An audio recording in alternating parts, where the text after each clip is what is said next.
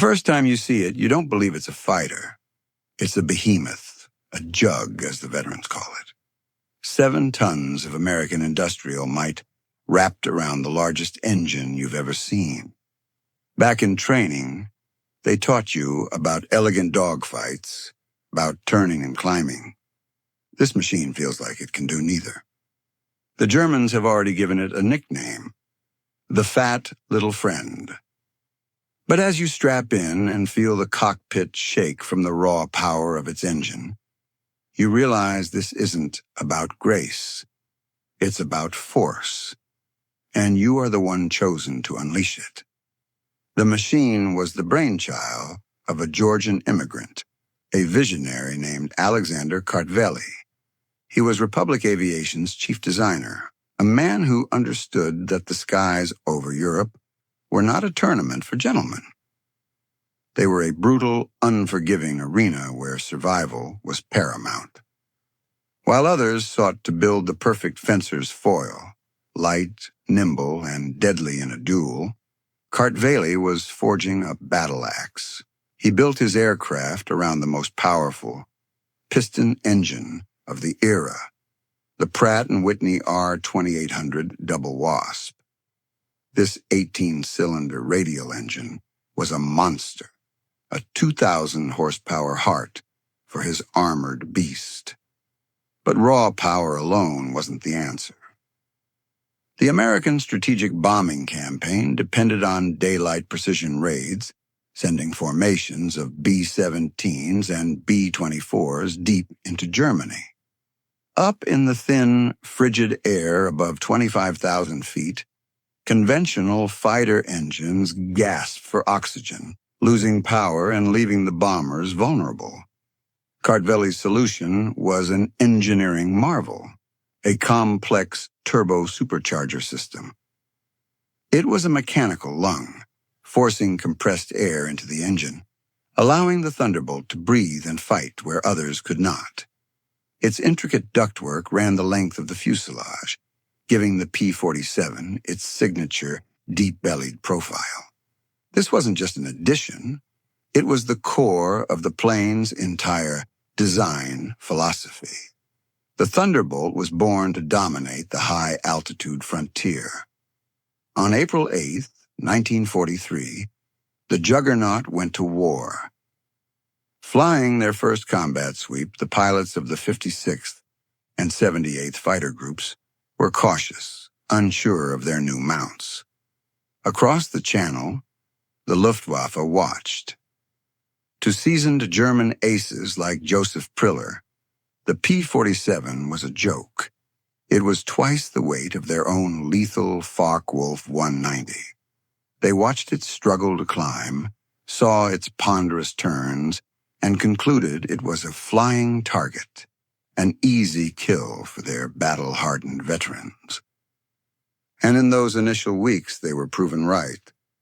American pilots, trained in the art of the turning dogfight, tried to maneuver the 7-ton Thunderbolt like a lightweight Spitfire. They engaged the German fighters on their own terms, entering a deadly dance for which their partner was ill-suited. They tried to outturn the Bf-109 and outroll the FW-190. The results were disastrous. The jug was being bled, and morale was sinking. The laughter in the German mess halls grew louder. The machine was a failure, a testament to American ignorance of aerial combat. But the Germans, and even some of the Allied pilots, were failing to understand what Kartveli had built. They were judging the battle axe on its inability to fence. They had not yet seen what would happen when it was allowed to fall. The answer didn't come from a change in the machine, but from a revolution in the minds of the men who flew it. The architect of this change was a commander named Hubert Hub Zemke, leader of the 56th Fighter Group. Zemke was a pragmatist, an engineer by training, who saw the problem not as a flawed aircraft, but as a flawed doctrine. He and his pilots, known as Zemke's Wolf Pack, dissected their failures, and analyzed their machine's unique characteristics.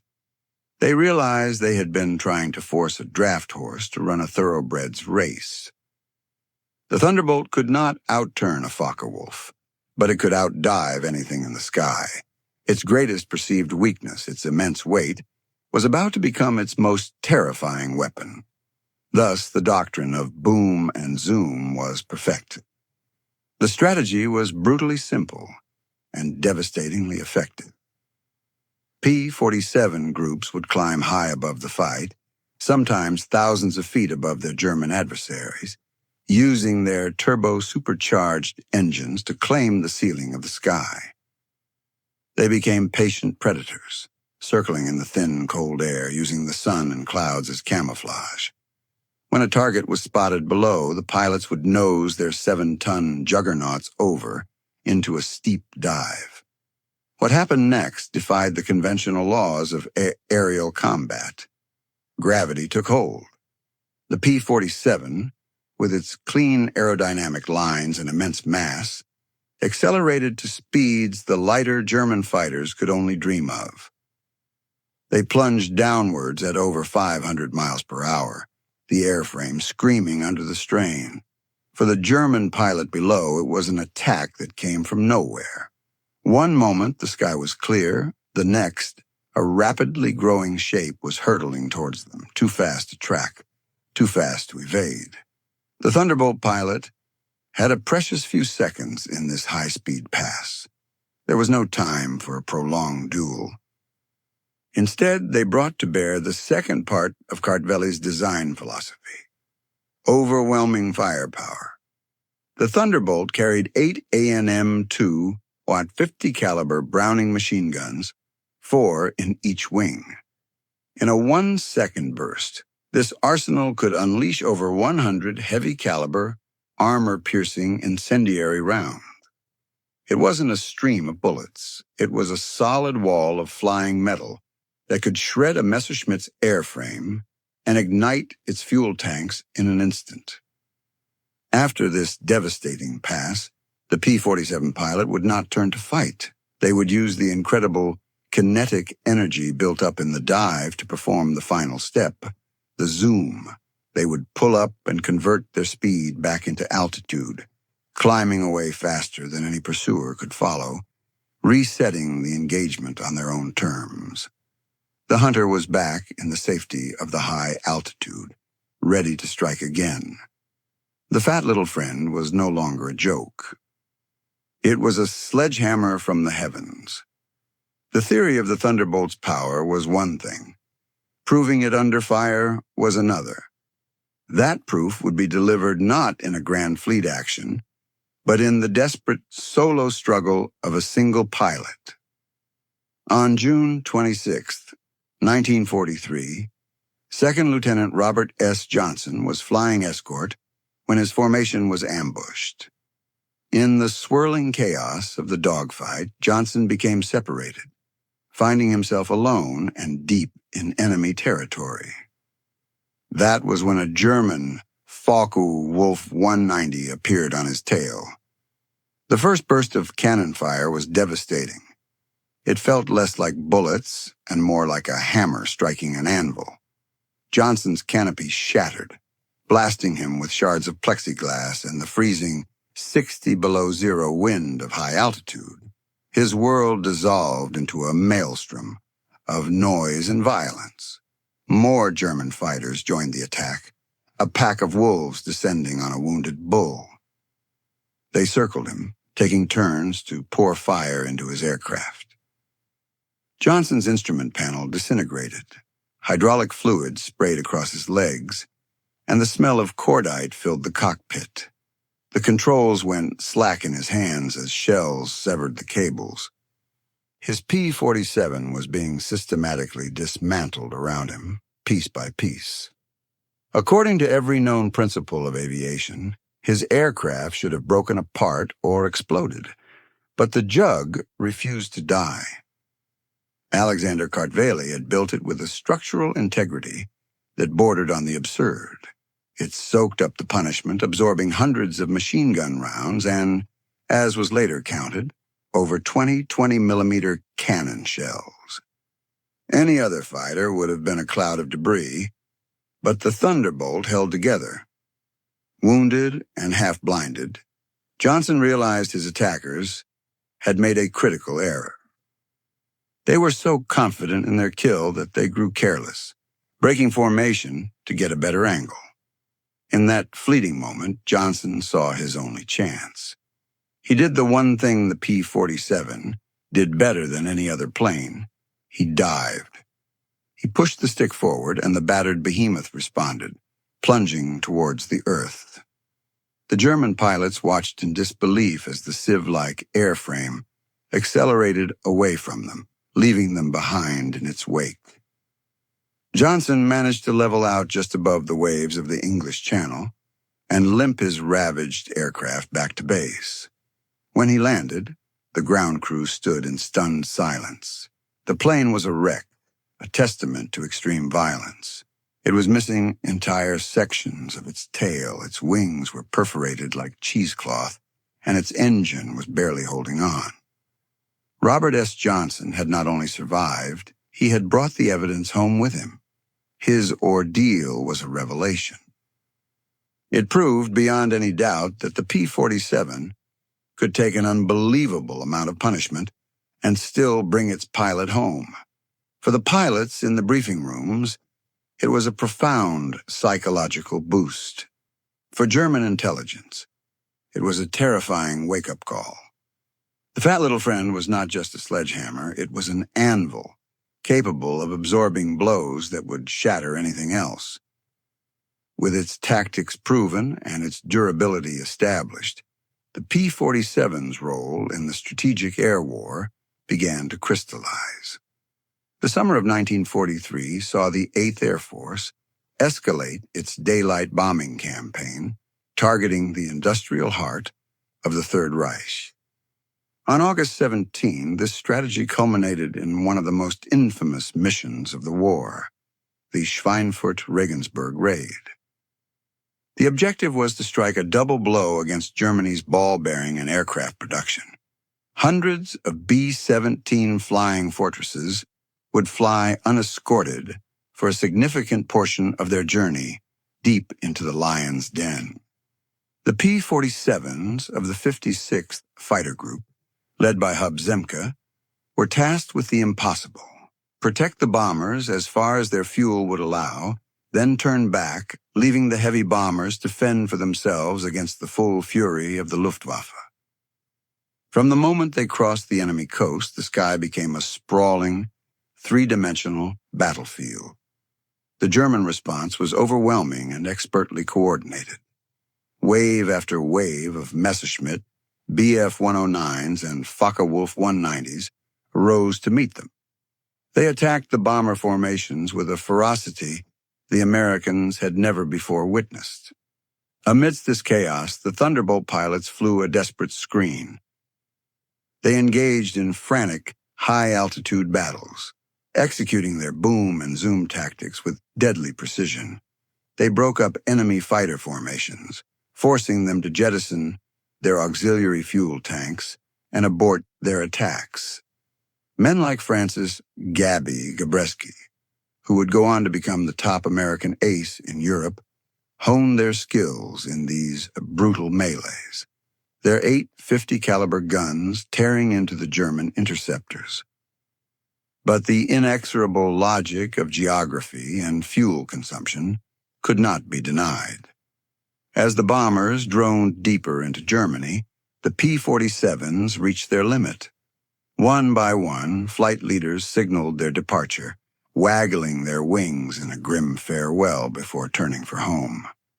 The bomber crews watched them go with a sense of dread, knowing their guardian angels were leaving them to face the worst of the fight alone. The Schweinfurt-Regensburg mission was a Pyrrhic victory. While the targets were hit, the cost was staggering. 60 heavy bombers were lost, a loss rate that was utterly unsustainable. The raid laid bare the brutal truth of the air war. Unescorted daylight bombing was suicide. It proved that even with the best tactics, the Thunderbolt simply did not have the range to fulfill the deep escort role the Allies desperately needed. A new solution was required. But as the P-47's limitations in one role were exposed, a new chapter in its operational history was about to begin. The designers at Republic Aviation were already at work on an upgrade that would not just improve the aircraft, but fundamentally transform its capabilities and its destiny over the battlefields of Europe.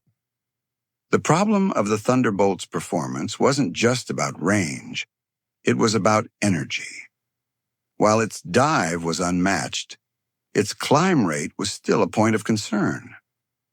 In the vertical fight, where pilots converted speed into altitude, the P-47 struggled against its lighter opponents. The solution arrived in early 1944, and it was deceptively simple: a new propeller. The introduction of the paddle blade propeller, specifically a large Hamilton Standard Hydromatic, was a game changer. These new blades were wider and shaped more like a paddle, allowing them to bite into the air with far greater efficiency. The effect on the P-47's performance was not incremental. It was transformative. Suddenly, the climb rate improved dramatically. The aircraft's acceleration, once a weakness, became a strength. The Thunderbolt could now hold its own in a climbing fight, using the immense power of its R-2800 engine more effectively than ever before.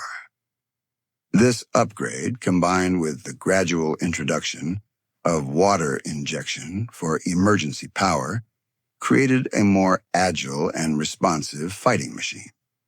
It was this refined P-47D model that would form the backbone of the American fighter force in the crucial months leading up to the invasion of Europe. However, even as the Thunderbolt was reaching its zenith, as a high-altitude fighter, another legendary aircraft was arriving in theater: the North American P-51 Mustang.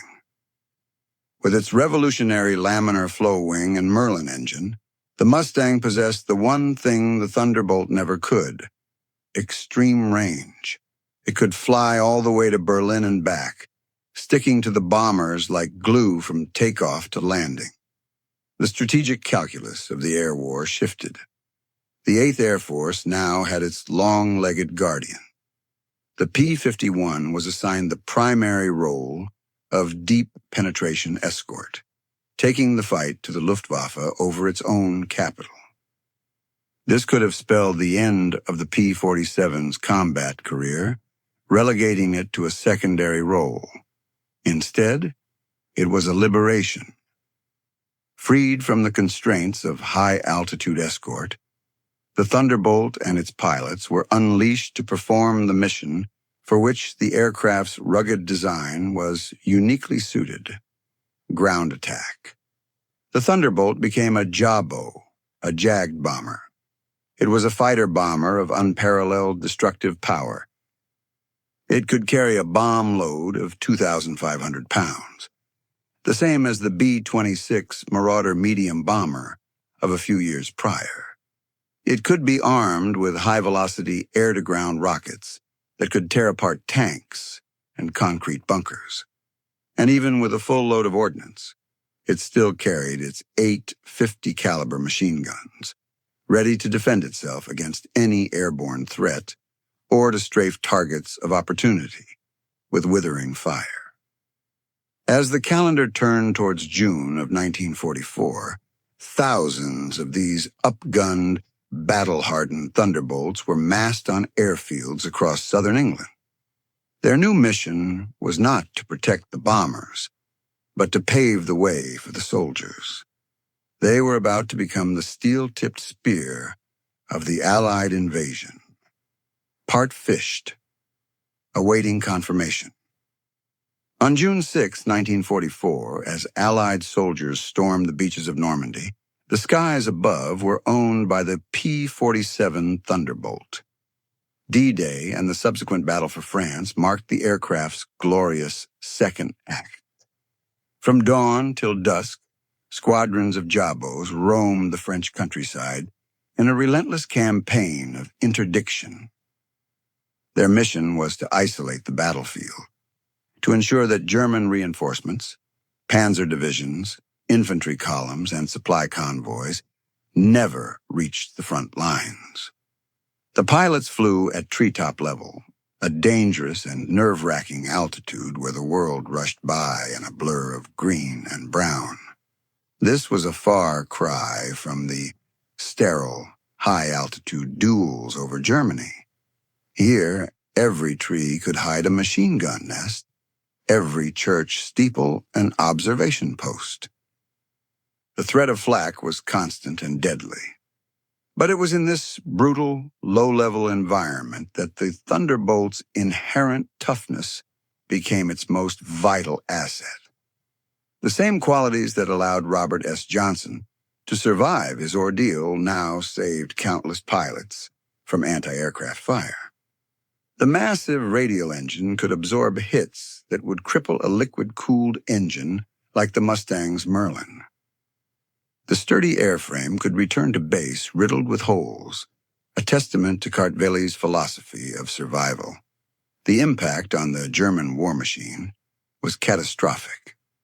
A German tank commander's report from the period paints a vivid picture of helplessness. "We are being hunted like rats in the open field."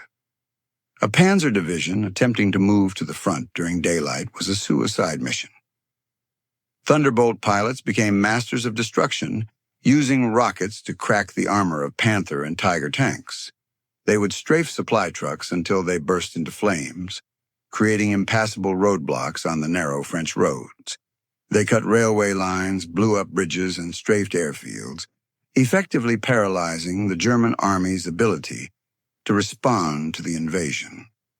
The sheer psychological terror they inflicted was immeasurable. The distinctive roar of the Double Wasp engine became a harbinger of doom for German soldiers.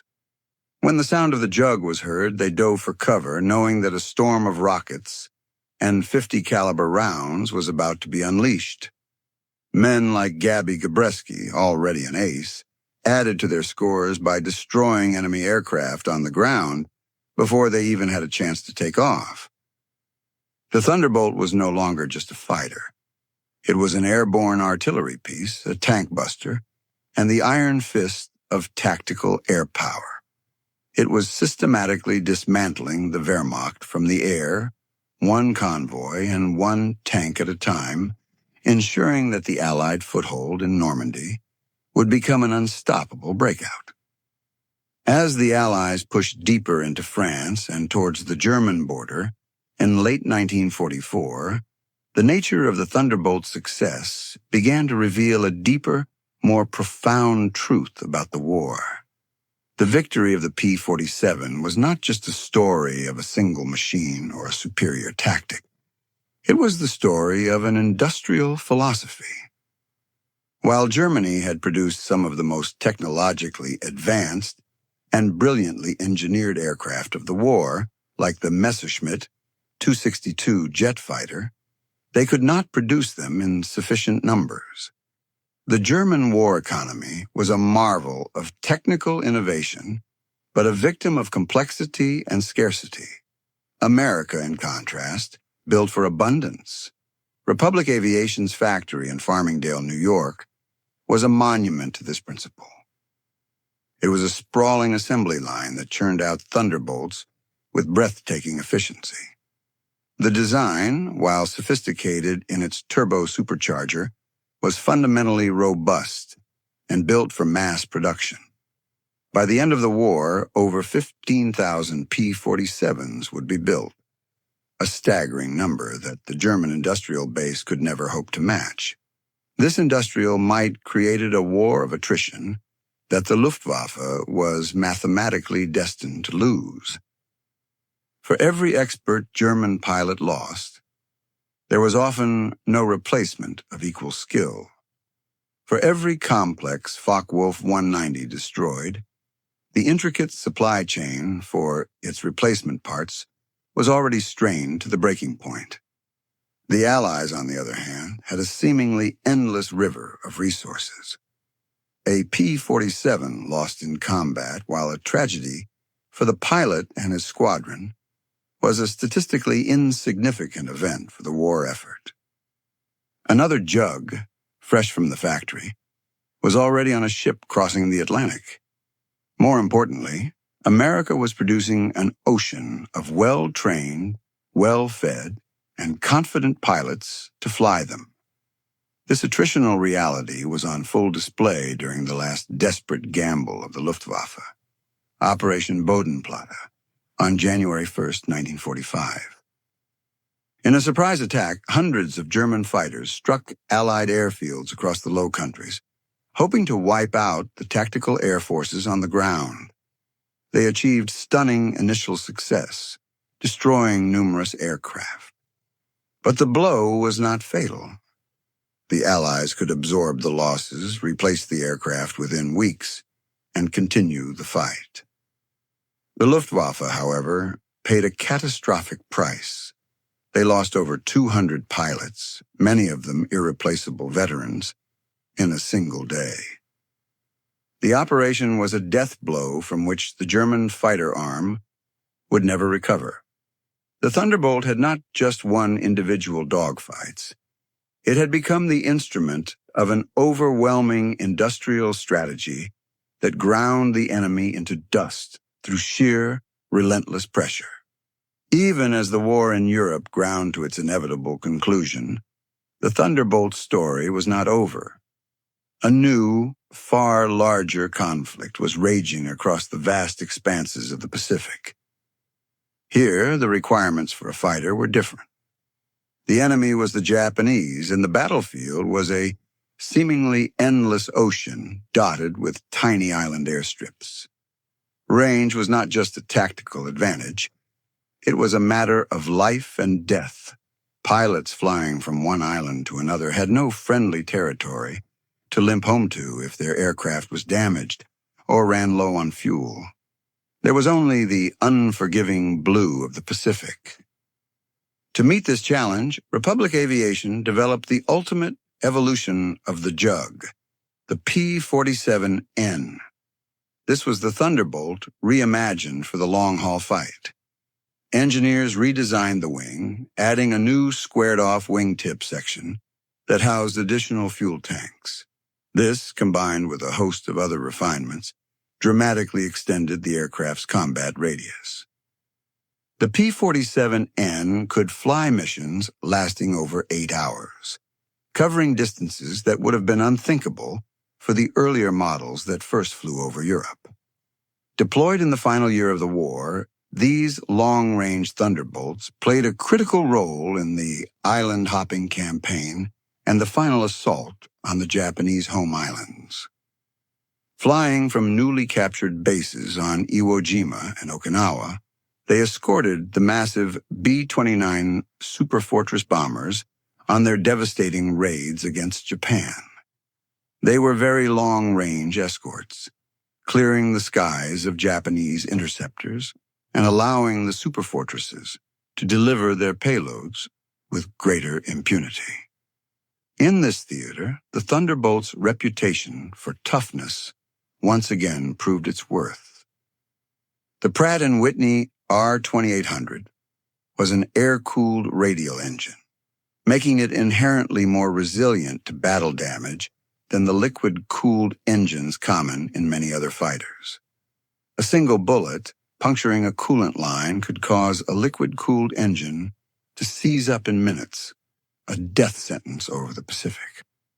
The Thunderbolt's air-cooled cylinders could often sustain multiple hits and continue to function, a crucial advantage that brought many pilots home who would have otherwise been lost to the sea.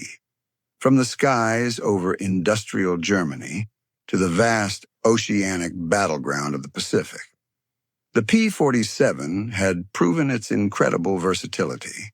It had evolved from a misunderstood high-altitude interceptor to a feared tank buster, and finally to a long-range oceanic guardian. It was a testament to the genius of its initial design, a design so robust and adaptable that it could be modified to meet and master every challenge the global conflict threw at it. The laughter of the Luftwaffe pilots back in 1943 now seemed like a distant, hollow echo from another era. The legacy of the Republic P-47. Thunderbolt is a story of profound transformation. It entered the war as an object of ridicule, a clumsy giant in a sky filled with graceful predators.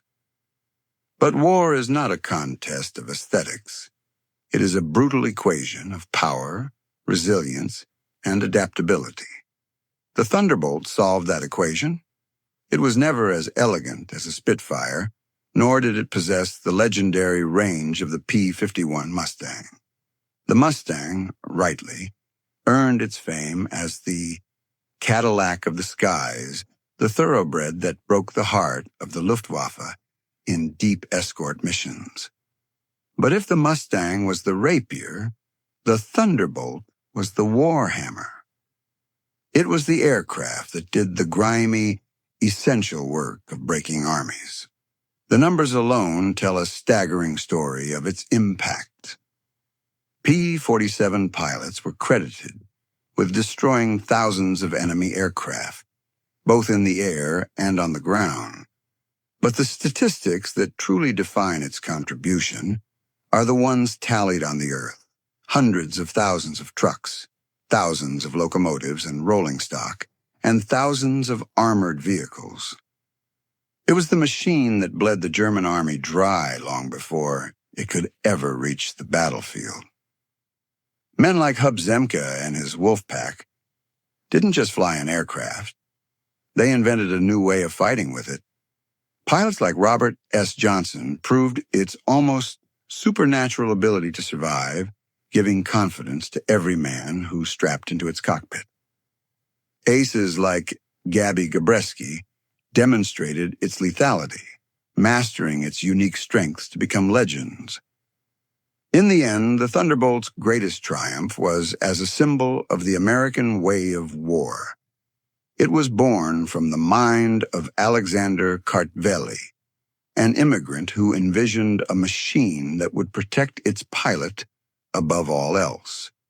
It was built by the thousands in factories that represented the unstoppable engine of American industry. And it was flown by pilots who, through ingenuity and courage, turned its perceived flaws into unstoppable strengths. The laughter of 1943 faded into a grim silence, replaced by the grudging respect of its enemies. Even the German general of fighters, Adolf Galland, acknowledged the devastating effectiveness of the Jabo. The fat little friend had become their worst nightmare. It was not just a fighter.